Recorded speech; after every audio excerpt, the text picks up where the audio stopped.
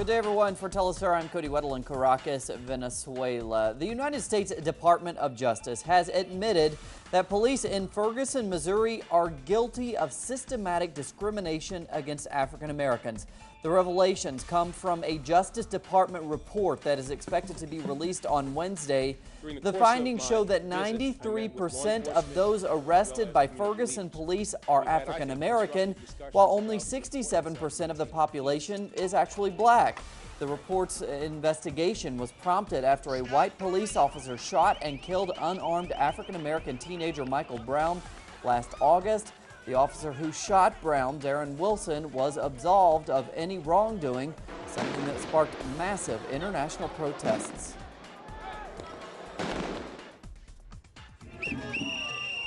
Meanwhile, a protest was held in Los Angeles denouncing the police shooting of a homeless man. The fatal shooting took place on Sunday when police officers attempted to subdue the man whom they suspected of robbery. Demonstrators have expressed their outrage at the killing, linking it to a wave of police violence in the country. They need to stop killing us. They're killing us one by one. They just knocking us down, and they ain't gonna never stop, seem like. They gonna kill us one by one until they can get us all. Venezuelan President Nicolas Maduro has released new evidence of U.S. involvement in a foiled coup d'etat attempt against his government last month. During his televised program entitled Contact with Maduro, the Venezuelan head of state presented audio recordings of a Venezuelan opposition leader in New York who is alleged to be the author of a transitional declaration that was to be read following the planned coup. We declare that we do not recognize the spurious and illegal regime led by Mr. Nicolás Maduro Moros, and we urge him to turn over the power he usurped in an unmediated manner so that a transitional government comprised of civilians can be constituted and authentic elections called as soon as possible. Also in Venezuela, a delegation of Union of South American Nations, UNASUR, is set to arrive in the country to mediate political tensions between the government and the opposition. The delegation is comprised of representatives from Brazil, Colombia, and Ecuador, and will include the participation of UNASUR head Ernesto Samper. Our correspondent Liz Scherfius now with more. Foreign Minister of Ecuador, Ricardo Patiño, has confirmed that he and fellow UNASUR foreign ministers, Maria Angela Holguin of Colombia and Mauro Vieira of Brazil, will be traveling to Venezuela this Friday. They will be joined by Secretary General of UNASUR, Ernesto Samper, who said that the motive of this visit is to help preserve peace in the country following the unveiling of right-wing opposition plans on February 12th to oust the democratically elected government of Venezuelan President Nicolás Maduro and bomb locations symbolic to the Bolivarian Revolution. Samper said that the UNASUR regional body has since been constantly monitoring events in the country. Friday's meeting with UNASUR representatives is expected to focus on devising strategies to protect national sovereignty against destabilization attempts and to preserve democratic institutions. Liz Scherfius, teleSUR, Ecuador. Election results in El Salvador's municipal and congressional elections last Sunday are slowly coming in. While official results have still not been released, the leftist FMLN party has been declared victorious in the capital of San Salvador. Now, at the same time, the son of the notorious right-wing death squad leader Roberto Dabuisan appears to have won the mayoral race in the city of Santa Tecla. The FMLN won the majority of the nation's other municipalities. The head of one of Mexico's most violent drug cartels, known as the Zetas, Omar Trevino Morales, was detained in a joint army and police operation. That's all according to Mexican authorities. Officials say the drug leader, known as Z42, was detained early Wednesday in Monterrey. That's the capital of the northern state of Nuevo León. We go now to our correspondent in Mexico, Clayton Kahn, for more. Early this morning in the state of Nuevo León, elements of Mexico's army and federal police captured Omar Treviño Morales, known as Zeta 42, and considered to be the leader of the violent organized crime group Los Zetas. Treviño has been the leader of the group since 2013, when his predecessor Z40, Miguel Treviño, one of the original founders of the group, was captured by authorities. Now, the group is considered to be one of the most violent and powerful drug cartels in Mexico, using brutal military tactics to expand its power. Several of the original founders were deserters of a special government anti-narcotics task force that received training in the United States. They would later become the armed wing of the Gulf cartel and later break away to form their own independent group. The detention comes only days after Mexico captured another highly drugged cartel boss, La Tuta Servando Gomez, of the Knights Templar drug cartel. It is expected that a formal announcement and presentation of the arrest of Treviño Morales will occur later in the day today. This is Clayton Kahn reporting for teleSUR here in Mexico City. After a 3-year process that promised to rescue the corrupt and criminal Honduran police force, a recent report showed that the process has failed. Less than 15% of the agents were evaluated, even though 200 agents were shown to have criminal connections. Here's Gerardo Torres. According to a report written by the former Commission for the Reform of the Public Security System and several NGOs that work in human rights, the cleanup process of the police force that started in 2012 has been a complete failure. Millions have been spent on this process, but there have been no results. We haven't seen them.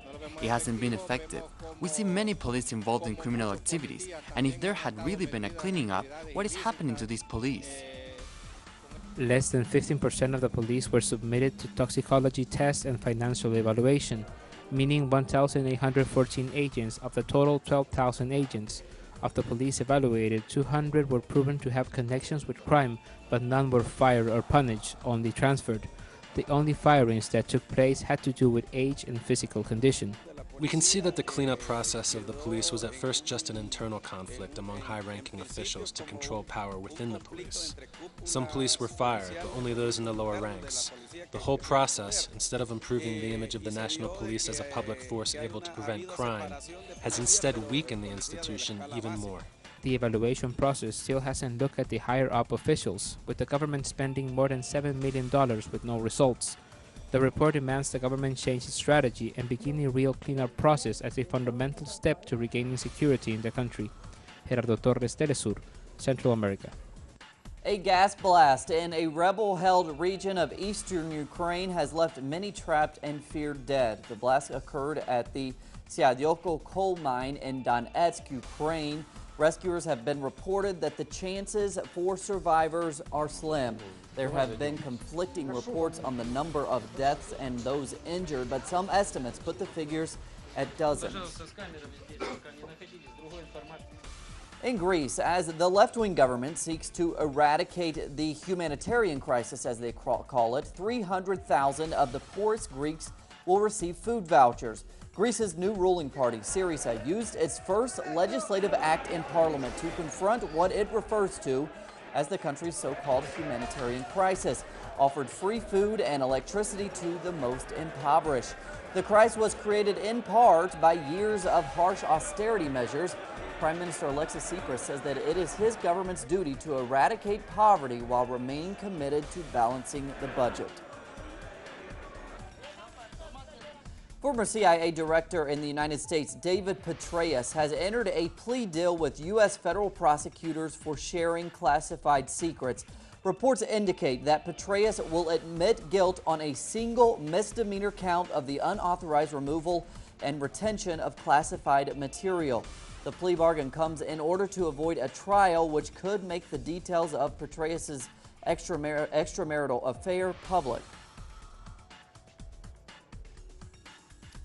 Long considered the inevitable Democratic presidential nominee, some are now questioning former U.S. Secretary of State Hillary Clinton's presidential prospects. It comes due to her choice of email accounts as Secretary of State. The New York Times reports that Clinton's personal email account was not handed over when congressional investigators requested documents related to the attack on the U.S. compound in Benghazi in 2012. The use of the personal account is a possible break in the rules and protocols that govern the work of the U.S. Secretary of State. There are competing news. Clinton relied exclusively on private email. Current U.S. Secretary of State John Kerry is in Saudi Arabia today, reportedly to calm concerns over the nuclear weapons deal with Iran. Kerry will reassure U.S. allies that the nuke talks will allow Iran to acquire nuclear ammunition. On Monday, Israeli Prime Minister Benjamin Netanyahu made a controversial visit to the U.S. Congress in a bid to dissuade further talks with Iran. The Palestine Liberation Organization is bringing its first claims of war crimes against Israel in the International Criminal Court. Our correspondent Noor Harazin now with the story.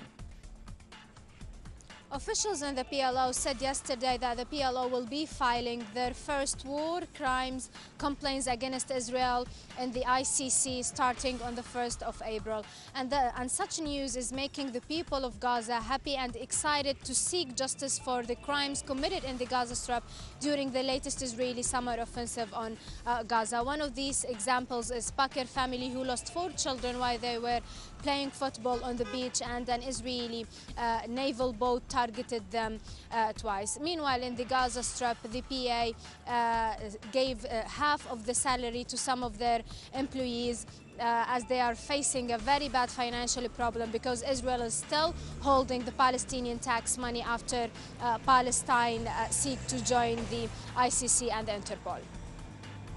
Indian police have secured a court injunction against a documentary film covering cases of rape in New Delhi, directed by Leslie Udwin and entitled India's Daughter.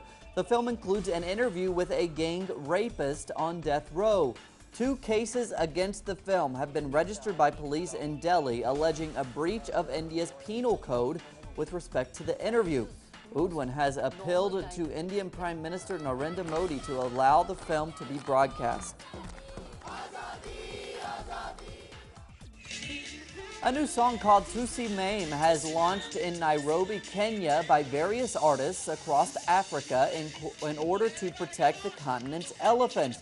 The launch night was composed of song and dance, as you see there, as stakeholders weighed in on what is being called a powerful new song written to stand up for the world's largest land mammals. The ancient Hindu religious spring festival Holi, also known as the Festival of Colors or the Festival of Love, will be celebrated on March 6th in India. It is observed on the full moon day of Phagan, the 12th month in the Hindu calendar. Hundreds of people, including children and widows, throw colored powder at each other as part of the celebrations.